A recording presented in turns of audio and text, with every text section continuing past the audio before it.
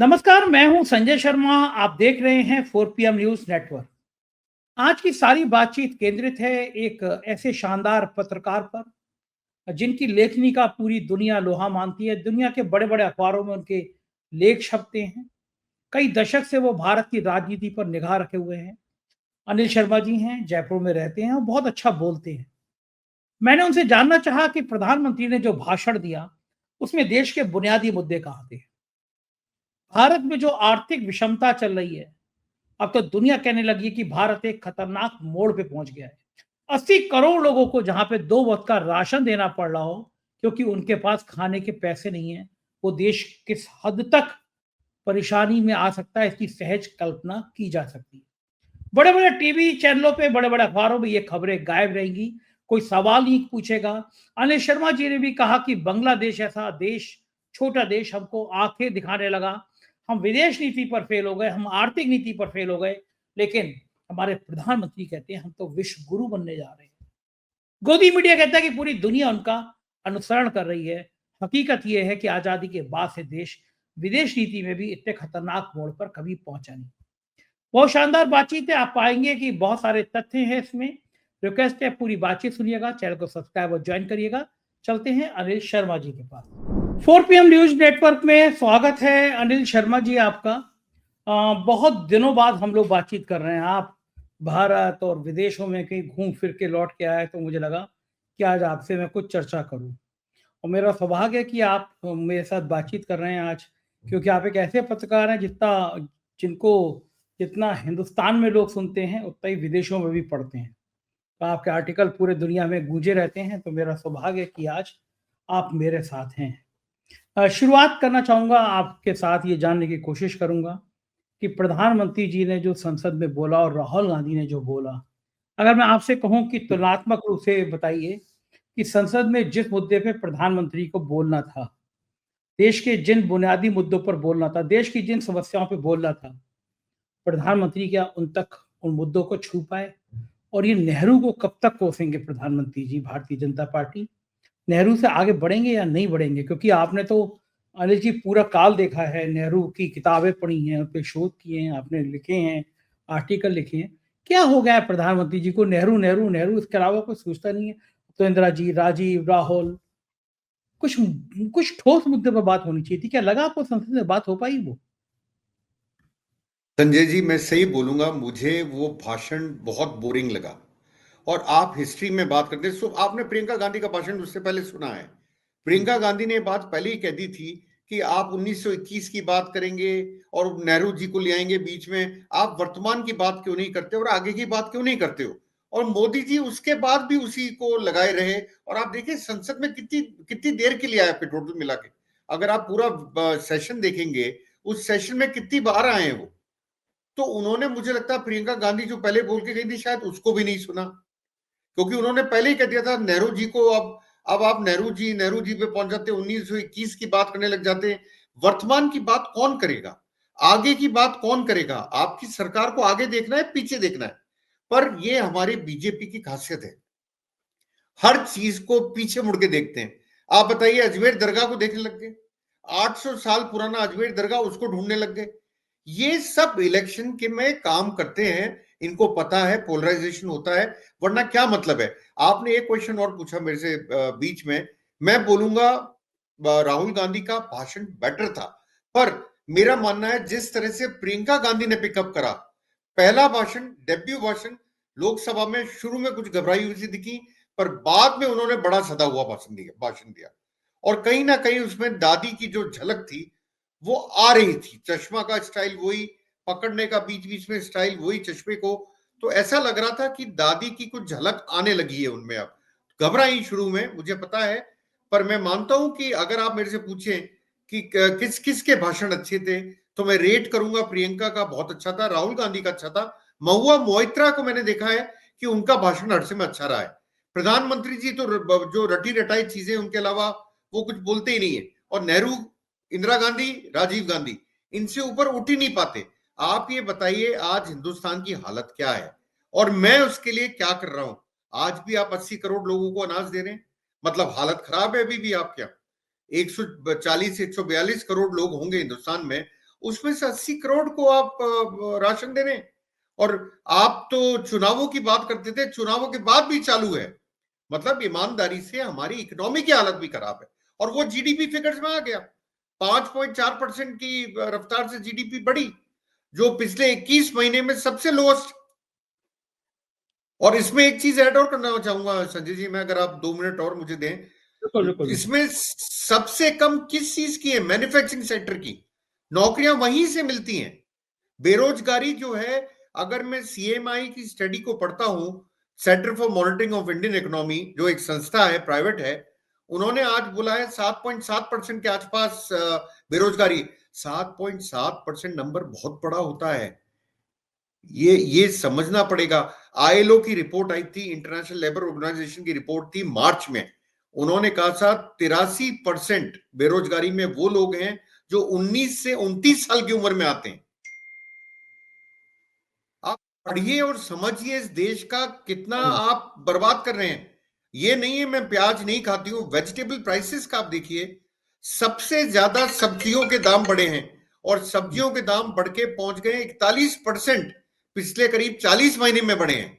मार किसको पड़ी? गरीब को। बिल्कुल ठीक बात। तो मेरा मानना है कि प्रधानमंत्री इस पे बात क्यों नहीं करते हैं, क्यों नहीं बताते हैं क्या क्या चीज सही है, क्या चीज वो है। मोदी जी घूमते रहते हैं, हमारे नेहरू जी पे घूमते रहते हैं, इंदिरा जी पे घूमते रहते हैं, राजीव गांधी जी पे, और घूमते रहते हैं गांधी फैमिली पे। इस संविधान में क्या करा वो तो आपको याद हो तो प्रियंका गांधी शायद बोली 75 के लिए तो जो हुआ हमने माफी मांगी। आप भी बोलिए कि हमने गलती करी। ये प्रियंका की पार्ट का स्पीच का पार्ट है, अगर आप देखेंगे तो ये क्या है? मतलब आप मुद्दों पे बात क्यों नहीं करते हो? मुद्दों पे बात क्यों नहीं करते हो आप? हाँ बिल्कुल ठीक है ना। और अब आप देखिए कि मेरे ख्याल से अब उद्योगपति भी ये सवाल उठाने लगे हैं कि जो वाकई में जो आंकड़े दिए जा रहे हैं देश के, वो आंकड़े हकीकत में है नहीं। देश एक ऐसे खतरनाक मोड़ पे जा रहा है, आर्थिक विषमता इतनी तेजी से बढ़ती जा रही है, अमीर और अमीर हो रहा है, गरीब और गरीब हो रहा है। आपने मैं संजय जी एक मिनट लूंगा। आपने बहुत अच्छी चीज बोली, मैं एक डेटा देना चाहता हूं आपको। 1% के पास में 22% इनकम है इंडिया में, और 1% लोगों के पास में 45% के आसपास वेल्थ है इंडिया की। अब आप इससे अंदाजा लगा लीजिए, जो अमीर है वो अमीर होता जा रहा है, जो गरीब है वो बेचारा गरीब होता जा रहा है। मैं सिर्फ आपको डेटा देना चाह रहा था। आप आगे कंटिन्यू करें प्लीज। मैं ये कह रहा था कि आपको लगता है कि उद्योग जगत को भी ये मुद्दा उठाना चाहिए कि देश की आर्थिक स्थिति ठीक नहीं है।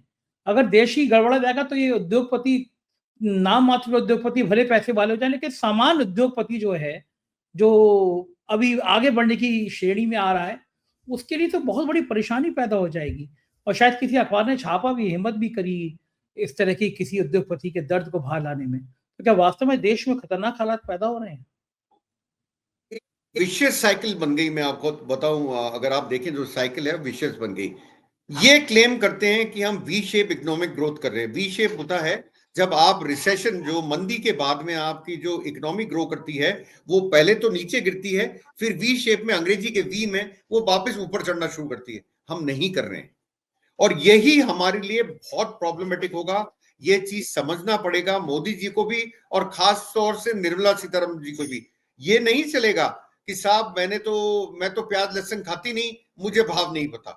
ये नहीं चलेगा, ये बिल्कुल नहीं चलेगा। आप क्या खाते नहीं खाते, अरे आप किसान का बेटा देखिए, किसानों को देखिए, मजदूरों को देखिए। आपको याद होगा संजय जी, ज्यादातर प्याज और रोटी से लोग पेट भर लेते थे अपना। ठीक बात। आपका ये कहना कि प्याज नहीं खाते, मैं तो प्याज नहीं खाती, मुझे भाव नहीं पता, ये कोई जवाब नहीं है फाइनेंस मिनिस्टर का।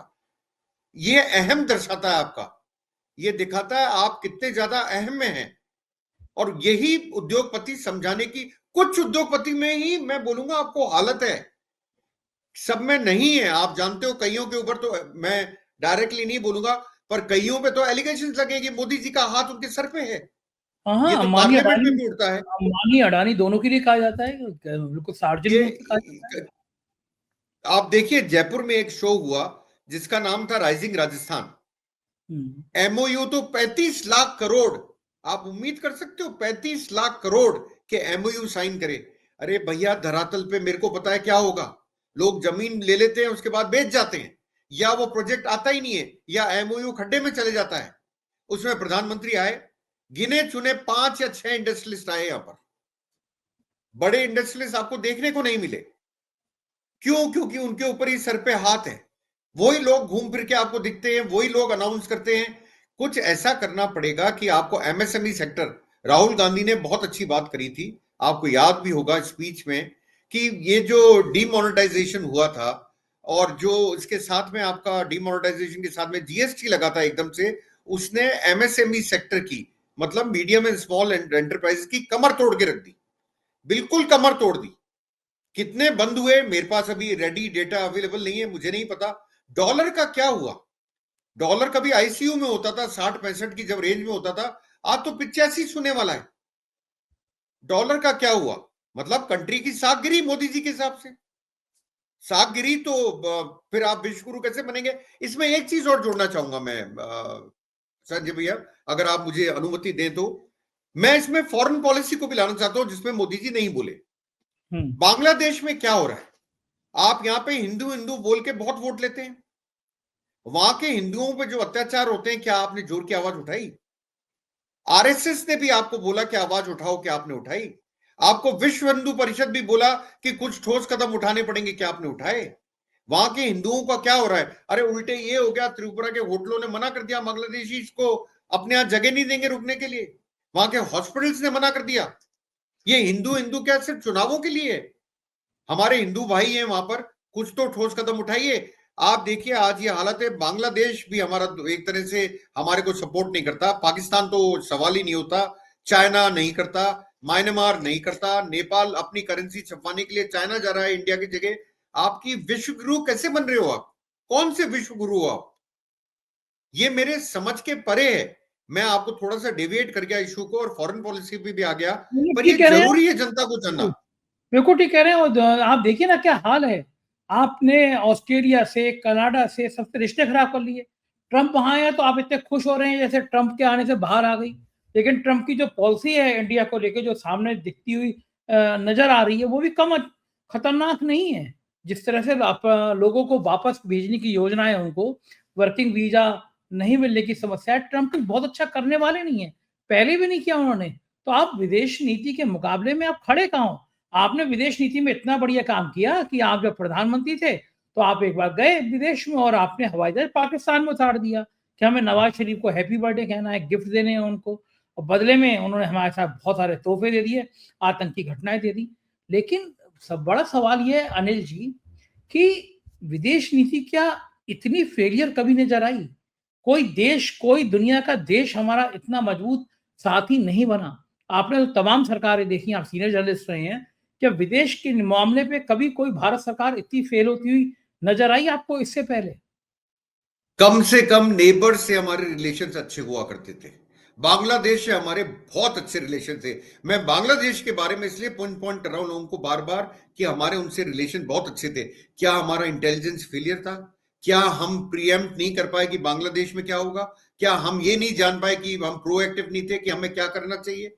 कहीं ना कहीं फेलियर है। ऐसा ही आपने जो उठाया मुद्दा ट्रंप का, ट्रंप कितने लोगों को बाहर निकालने के, इलीगल इमिग्रेंट्स को निकालने की बात कर रहे हैं। अगर वो वापस देश आ गए, नौकरियां वैसे नहीं है इस देश में, तो क्या होगा इस देश का? क्या इकोनॉमी की हालत होगी? ये कभी जांचने की कोशिश करी? या आप अपने स्तर पे बात करना ट्रंप से चालू करा, नहीं करा? वो तो ड्यूटी लगाने की बात करे, ड्यूटी भी ज्यादा लगाएंगे इंडिया पे अब। वो तो इसकी भी बात करें इंडियन प्रोडक्ट्स के ऊपर। आपने क्या करा? आप क्या अभी उनको टच कर रहे हो? देखिए मैं इसीलिए बोल रहा हूं, आप अपने आप को विश्व गुरु बोलते हो। कौन सा विश्व गुरु? कहां का विश्व गुरु हो आप? आपको आपके पड़ोसी नहीं गिनते। आप तो देखिए एक छुटभैया देश बांग्लादेश, उसका एक आदमी खड़ा होकर बोलता है कि बंगाल, आसाम और त्रिपुरा तो हमारा पार्ट है। मतलब आप देखिए क्या क्या हद है आपकी, किस स्तर पे आ गया, उसकी क्या औकात है बांग्लादेश की जो हमारे सामने कुछ बोल पाए? मतलब ये मेरे को बड़ा अजीब लग रहा है। इसीलिए मैं आपसे बोल रहा हूं फॉरेन पॉलिसी में लैप्सेस हैं और ये पहली बार है। आप देखिए 1971 वॉर, लोगों को याद नहीं होगा, इंडिया पाकिस्तान, जब बांग्लादेश को इंदिरा गांधी ने अलग करा था पाकिस्तान से, तब निक्सन थे शायद प्रेसिडेंट अमेरिका के, वो अगेंस्ट थे वॉर के। उनके भी दबाव में नहीं आई लेडी वो, और इंडिया को सपोर्ट किसने करा था? सोवियत यूनियन ने। लोगों को पता होना चाहिए हमारी फॉरेन पॉलिसी कितनी स्ट्रांग थी। समझाने के लिए मैं सिर्फ एग्जांपल दे रहा हूं लोगों को, कि लोगों को समझ में आया कि पहले फॉरेन पॉलिसी, अब के फॉरेन पॉलिसी में कितना अंतर है। आपने ईरान में देखा, ईरान पे कोई स्टैंड नहीं है इंडिया का अभी तक। पैलेस्तीन पे कोई स्टैंड नहीं है, कभी तारीफ कर देते हैं इसराइल की, कभी तारीफ कर देते हैं पैलेस्तीन की। यूक्रेन का वॉर रोकने चले गए थे पापा जी मोदी जी ने वॉर रुकवा दी, जो फॉरेन मिनिस्ट्री को डिनायल करना पड़ा। आप देखिए मतलब क्या हालत है। आप सारे देश घूमा है वर्ल्ड के, आप अफ्रीका तक पहुंच गए, पर क्या हालत है। कौन सा विश्व गुरु, मैं बार बार ये कह रहा हूं, कौन सा विश्व गुरु। आपकी फॉरेन पॉलिसी में कहीं ना कहीं कमी है, लैप्सेस हैं, ये आपको मानना पड़ेगा। इसके साथ साथ ये भी मानना पड़ेगा आपकी इकोनॉमिक पॉलिसी में भी लैप्सेस हैं। ये दोनों चीज आपको एक्सेप्ट करनी पड़ेगी, और ये आप एक्सेप्ट करें वो बेहतर है बनिस्बत इसके कि आप नेहरू पे जाए। वो तो चले गए, उनको जो करना था करके चले गए, और उन्होंने जो करा सारे पीएसयूज बनाए, बड़े अच्छे पीएसयूज देके गए। उसके बाद इंदिरा गांधी ने नेशनलाइजेशन ऑफ बैंक्स करा, वो तो कर गए जो उनको करना था, गलत सही वो तो गए। आप क्या कर रहे हो जनता को ये तो बताओ। संविधान की रक्षा के लिए क्या कर रहे हो ये तो बताओ। लेटरल एंट्री जो प्रियंका गांधी ने उठाया मुद्दा, वो बिल्कुल सही मुद्दा है। लेटरल एंट्री एक ऐसी चीज थी जिसमें आप आरक्षण को खत्म कर रहे थे, और ये जो प्राइवेटाइजेशन आप कर रहे हो संजय भैया, इन चीजों का, एयरपोर्ट का, पोर्ट्स का, इससे धीमे धीमे आपका रिजर्वेशन खत्म हो रहा है लोगों का, क्योंकि वो प्राइवेट सेक्टर में चले जा रहे हैं गवर्नमेंट से। ठीक बात है, चले जाएंगे। तो ये लोगों को समझना पड़ेगा। और मैं खास तौर से, मेरी मतलब मोदी जी और उनके साथियों से विनती है कि कम से कम इकोनॉमी को भी देखिए, फॉरेन पॉलिसी को भी देखिए। क्या औकात बांग्लादेश में बैठे हुए लोगों की बोलने की कि हम ये कर देंगे वो कर देंगे? क्या औकात है तुम्हारी? ममता बनर्जी का स्टेटमेंट बहुत अच्छा था, अगर आपको याद हो। कोई लॉलीपॉप है क्या जो खा लोगे आप? मतलब ये क्या हो रहा है संजय इन भैया? सारी बातों पे अनिल जी, गोदी मीडिया में सवाल क्यों नहीं उठता? किसी आपने नेशनल चैनल पे इन मुद्दों पे जिस पे हम बातचीत कर रहे हैं, इस पे सवाल उठते हुए देखा है? किसी नेशनल चैनल पे आपने सुना है कि हमारी विदेश नीति इतनी खराब है? वहां तो ये चलता है कि साहब विदेश मंत्री काला चश्मा लगा के चले गए तो पाकिस्तान में हड़कंप मच गया। इस ऐसे शो होते हैं, मैंने देखे हैं ऐसे शो टीवी चैनलों पे। ये देश की स्थिति खराब हो रही है, विदेश नीति पे सवाल क्यों हिम्मत नहीं होती है लोगों की बोलने की?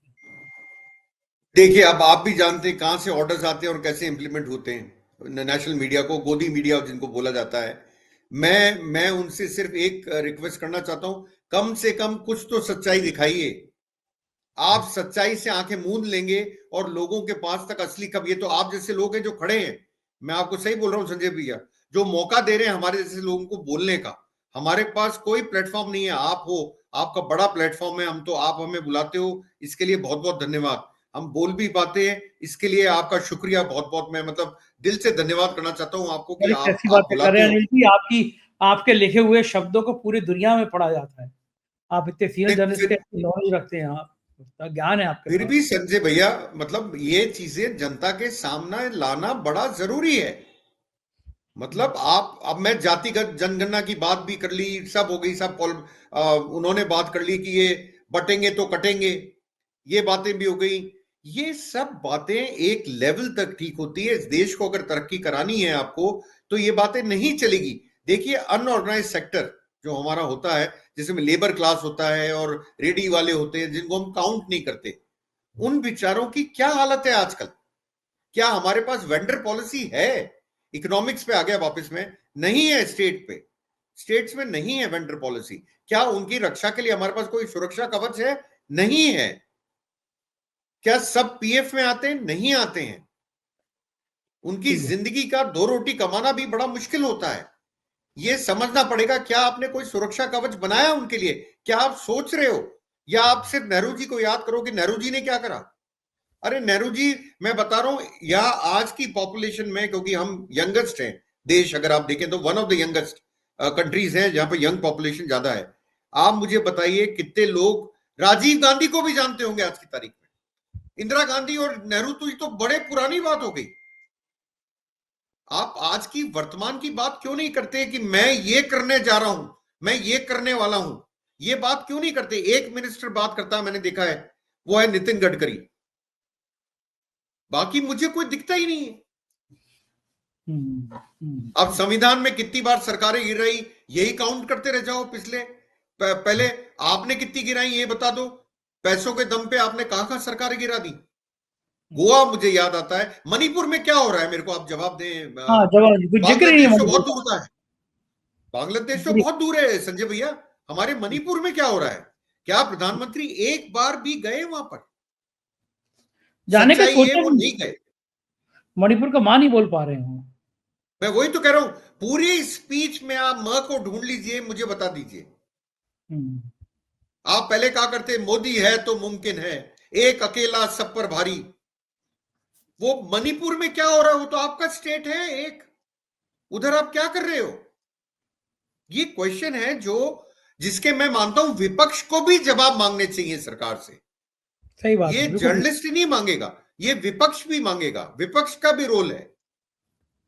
और कई बार मुझे लगता है राहुल गांधी कई मुद्दे उठाते हैं, सही उठाते हैं, कोई गलत नहीं है। मुझे एक सवाल का जवाब और चाहिए अनिल जी। जिस तरह से नतीजे हरियाणा और महाराष्ट्र के आए, उसके बाद महाराष्ट्र के गांव ने उन नतीजों को नकार दिया, कहा कि हमारे यहाँ वोट पड़ ही नहीं सकते थे, इसका मतलब ईवीएम झोल है। और दोबारा उन्होंने बाकायदा तैयारी कराई कि हम यहाँ पोल करा के देख लेते हैं कितने पड़ेंगे। सरकार के हाथ पैर फूल गए, तुरंत कर्फ्यू जैसे हालात पैदा कर दिए कि नहीं हो सकता।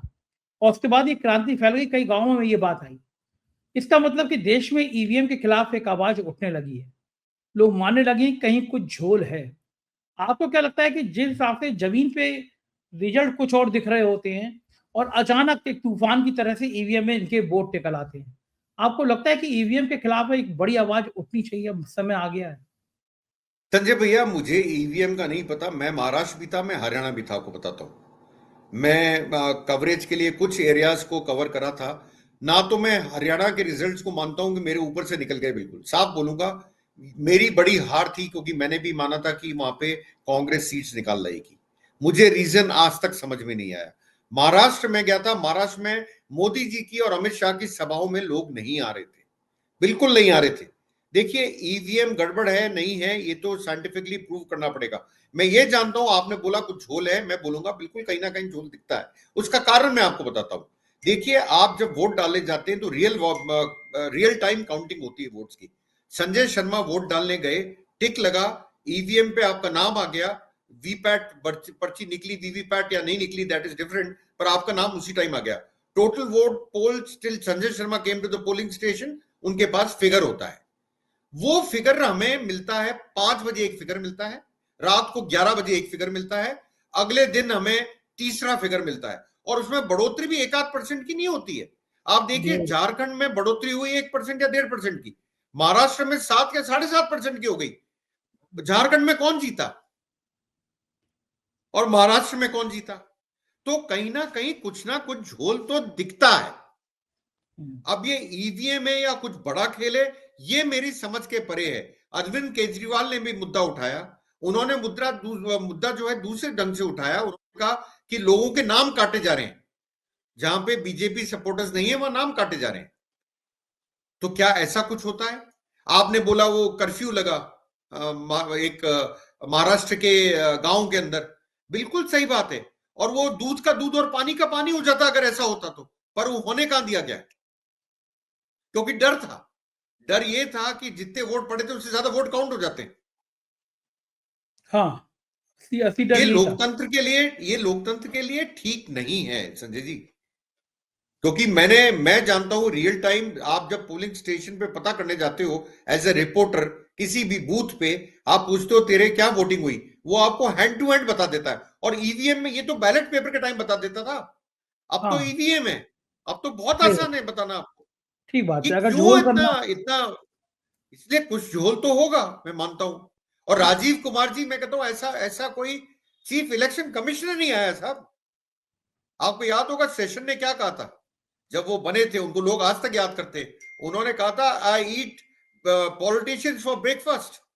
ब्रेकफास्ट में खाता हूं मैं तो। लोग डरते थे, पॉलिटिशियंस डरते थे, और अगर मैं गलती नहीं हूं उस टाइम प्राइम मिनिस्टर शायद नरसिम्हा राव होते थे। हाँ। तो ये आप देखिए, मतलब अब सेशन से और राजीव कुमार तक हम कितने नीचे आए हैं। आप उनसे कुछ बात पूछिए, शायरी में जवाब देते हैं। अरे भैया, तू कॉन्स्टिट्यूशनल पोस्ट में बैठा है, तेरे को जवाब सीधे देने, शायरी क्या होती है? तो संजय जी, शायद मैं आपके क्वेश्चंस का आंसर दे पाया हूं, शायद। नहीं, नहीं, बिल्कुल ठीक कह रहे हैं आप कि वो सिर्फ वो शेर और शायरी तक लाना चाहते हैं, क्योंकि उनकी स्थिति गांधी जी के 3 बंदरों की तरह है। उनको दिखाई नहीं पड़ता, उनको सुनाई नहीं पड़ता, वो बोलेंगे नहीं, मौन रहेंगे। उनकी निष्ठा सिर्फ प्रधानमंत्री तक है, शाह साहब तक है। जो हुक्म मेरे आका, जो तुमको हो पसंद वही बात करेंगे। इसी भाव से हमारे देश का चुनाव आयोग रहता है। बहुत-बहुत शुक्रिया अनिल जी, आपने मुझे इतना समय दिया बातचीत की। Thank you sir. तो ये थे अनिल शर्मा जी, आपने पूरी बातचीत सुनी और मुझको यकीन है ये बातचीत आपको पसंद आई होगी। अपना प्यार बनाए रखिएगा। शुक्रिया, थैंक यू।